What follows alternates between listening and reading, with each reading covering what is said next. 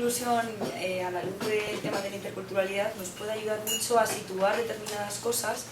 Fundamentalmente, por ejemplo, yo creo que toda la aportación que a nivel internacional ha realizado Ainscott, que yo creo que ahí sí que hay que rescatar un poco por dónde está yendo el concepto de inclusión, y todo el concepto del que él habla de quitar el término de necesidades, que ha venido asociado fundamentalmente durante todos estos años a qué pasaba con los niños con discapacidad o con una determinada diversidad, y centrarnos en qué barreras de todos los tipos hay en los centros educativos, ¿no? Qué barreras están impidiendo que realmente se hagan prácticas inclusivas o se hagan proyectos de centro que incluyan a todos los alumnos y que potencien el aprendizaje de todos los alumnos. Me parece muy interesante el rescatar eso, porque ese mismo concepto de barreras también sirve para analizar qué barreras están impidiendo que los centros hagan prácticas interculturales o no interculturales. De entrada, empezar a sensibilizar un poco en ese concepto, porque a lo mejor durante estos años hemos estado formando mucho en el tema de integración, en el tema del propio concepto de interculturalidad, pero por ejemplo en el tema de la inclusión sería algo muy importante, y vincular sobre todo ese ámbito de la inclusión a todo lo que implica, no solo a un concepto de una determinada diversidad, y de ir ampliando esa mirada de la inclusión a todo lo que nos está tocando, a todo el tema de las tecnologías, a todo el tema de trabajo conjunto del centro, que cada centro haga un análisis real de cuál es su necesidad y por ahí vaya, por donde va todo su proyecto y toda su práctica, por ahí tiene que ir. Y otro tema que también se ha tocado en el artículo y que él en lo que está escribiendo toca, que es vincular inclusión y competencias básicas, es decir, todo el tema de cómo construimos la escuela inclusiva para que los alumnos, todos los alumnos, desarrollen las competencias básicas, que es el otro horizonte que tenemos ahora mismo en los centros. Yo creo que esas dos brechas son muy importantes en la formación del profesorado. Integración es que tú metes a alguien en algún sitio y ahí está. Y desde el punto de vista educativo supone que se somete a esa cultura hegemónica y no sé qué.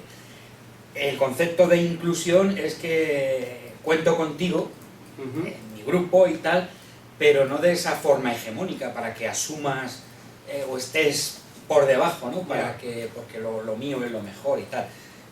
Así dicho a abuela pluma, ¿no? He empezado a dudar de si no era una redundancia hablar de escuela inclusiva. Supongo que estratégicamente para plantear determinadas cuestiones es necesario, pero antes decíais a alguien, hombre, es que nos vemos los mismos, nos decías tú, casi ya sé lo que va a decir cada uno y tal, pero para esos mismos yo creo que quizá a lo mejor había que empezar, porque es que para mí escuela implica también esa inclusión, ¿no? Pero en ese aspecto escuela también implica interculturalidad. Claro. Hablar de educación intercultural Claro. sí ya es un pleonasmo, ¿no? Pleonasmo total, sí. No hay educación sin Lo digo porque cuando hemos estado en colegios que conozco y mi propia práctica también, en escuelas más o menos progresistas y tal, y teníamos niños y niñas que venían de otros países y sí es verdad que nos planteaba una situación rara al principio porque no hablaban nuestra lengua y tal, pero más o menos lo íbamos solventando, pero yo no sé cómo decirlo, era tan natural aquello que no hacíamos nada especial porque ahí hay niños y niñas y ya está, y teníamos que trabajar con esos niños y niñas y nos daba igual lo que fuera, ¿no? De dónde fueran o tal. Claro, todo esto no sé si García Castaño me parece que habla de cuando se hace visible precisamente esa diferencia y tal, es cuando se institucionalizan muchas de estas prácticas o este tipo de educación intercultural, multicultural y tal, y entonces eso casi es, en algunos momentos está perjudicial para determinados procesos educativos sobre todo. Y no lo sé, yo desde luego no tengo la respuesta, pero a lo mejor tendríamos quizá en determinados ambientes que dar ya por hecho que escuela implica todo eso, o educación implica todo eso. Y Es que creo que el pánico no viene de la relación entre iguales. Dices tú, era normal tener compañeras que hablaran otros idiomas. Y efectivamente, yo creo que el problema no se sitúa en la relación entre alumnos y alumnas. El problema se sitúa porque quien entra en pánico es el profesorado. Y la administración, por supuesto. Y entonces, cuando se empiezan a implantar medidas compensatorias para esos pobres que no hablan nuestro idioma, es en ese momento a partir del cual la diversidad ya se considera como un déficit, ¿no? Claro, sí, la teoría del déficit. Pero no, creo que el gran problema no es el de los alumnos y alumnas entre ellos. No, es más, precisamente cuando se trata de institucionalizar todo eso, tengo un amigo que tiene adoptada una niña de África, africana negra, y cuando era un poquito más mayor, llegó un día a su casa y dijo: oye, papá, que me han dicho que soy negra. Es decir, llevaba toda una escolarización en infantil en donde nadie le había dicho: tú eres negra, ¿no? Era una niña y tal. Y de pronto la propia institución, la propia escuela, la hace visible para decir: oye, esa es la que está ahí rara, ¿no? La no sé qué. Y la niña llegó tan, no sé si, no contenta de luego, pero tan asombrada a su papá, que me han dicho que soy negra. O sea, yo qué sé, ¿no?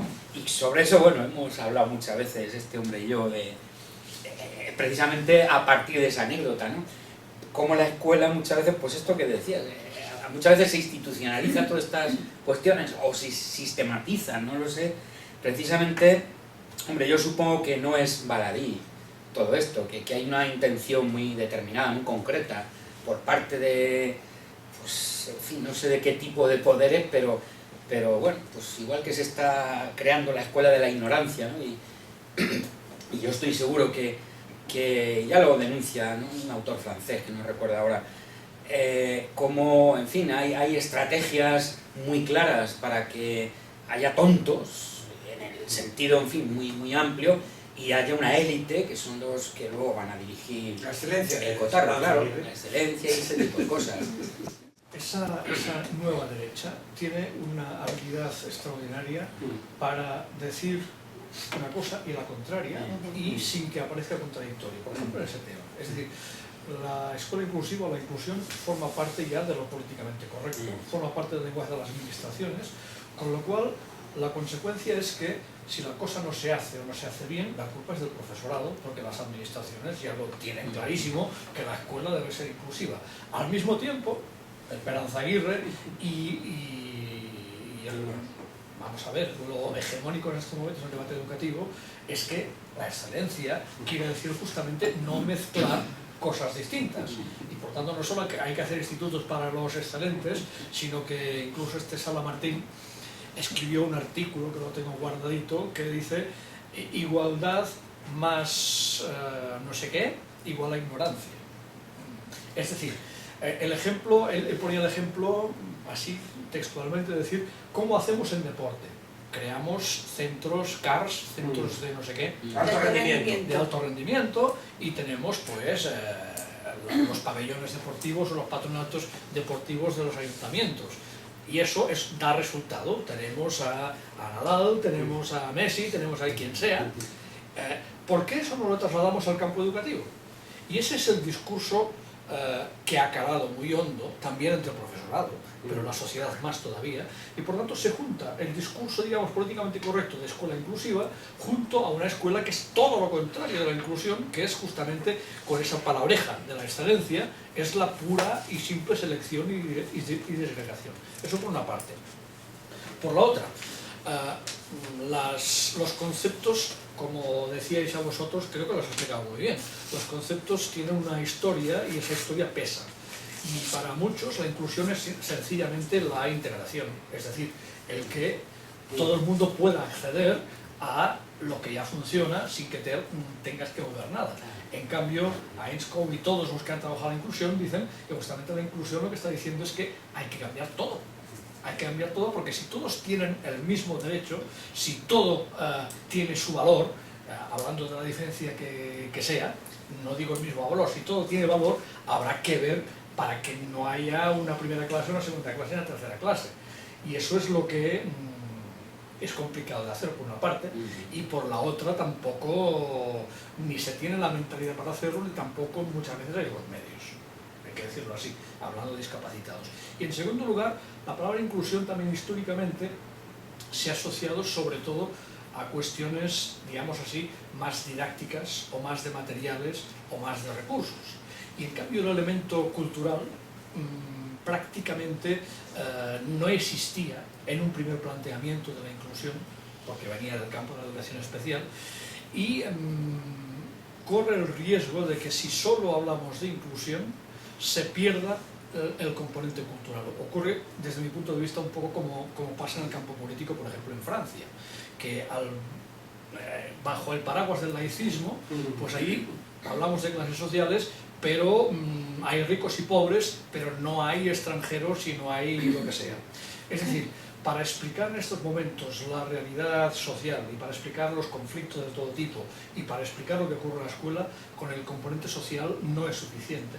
Y en este sentido yo creo que sería empobrecedor el que desapareciera del panorama el concepto de interculturalidad o multiculturalidad, porque creo que eso va al núcleo duro del trabajo escolar, que es con la selección de cultura que se trabaje, o con una cultura más justa o más representativa o más científica o más funcional, lo que sea.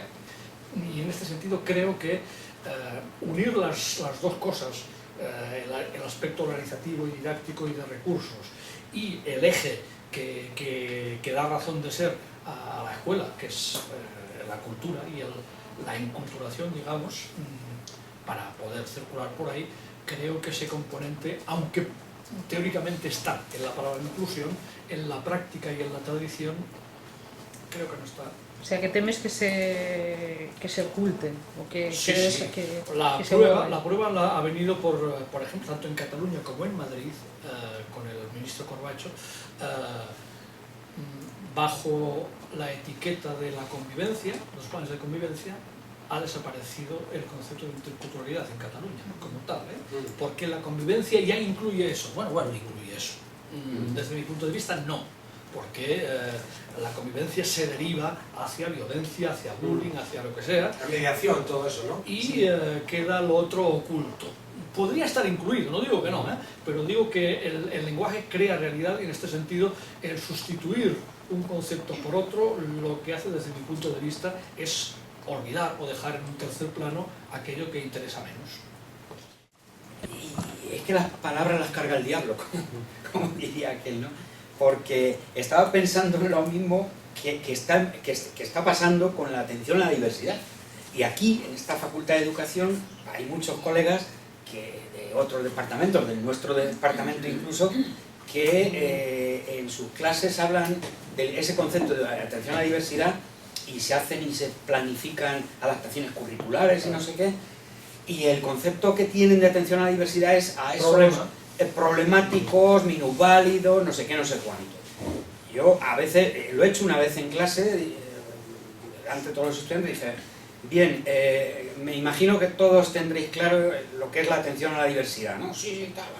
¿Y os han hablado ya de hacer adaptaciones curriculares para la atención a la diversidad? Sí, tal. Bueno, pues para el próximo día me vais a traer cada uno vuestra propia adaptación curricular. Claro, ¿y cómo? Hombre, nosotros no somos diversos. Claro, ¿sois diversos o no sois diversos, no? Y entonces empezó ahí un debate muy... Pero quiero decir con esto, desde la propia institución que forma a los profesionales, se entienden determinados conceptos de esta manera. Ahora es políticamente correcto decir atención a la diversidad y no necesidades educativas especiales. Bueno, pues aquello de educación especial, no, ya no se habla de eso, ahora de escuela inclusiva, ¿no? Y tal, y no sé qué. Y entonces hay un tal batiburrillo que, como decía Javier, la derecha lo aprovecha de maravilla. Vamos, yo este año les he dado a los estudiantes las 10 formas de manipulación que escribe Chomsky para que se las lean y hablemos sobre eso. Es decir, y claro, se quedan apabullados cuando digo, joder, me decía una chica, si es que esto es lo que está pasando. Y digo, bueno, pues vale, pues por lo menos estamos empezando a ser conscientes de que nos están manipulando, de la forma que sea. Y el lenguaje es la primera arma, ¿no? En fin, la poesía cargada de futuro, pero también la poesía la carga el diablo a veces, ¿no? Y entonces hay que... Y a mí me parece que eso es fundamental en todo lo que estamos viendo y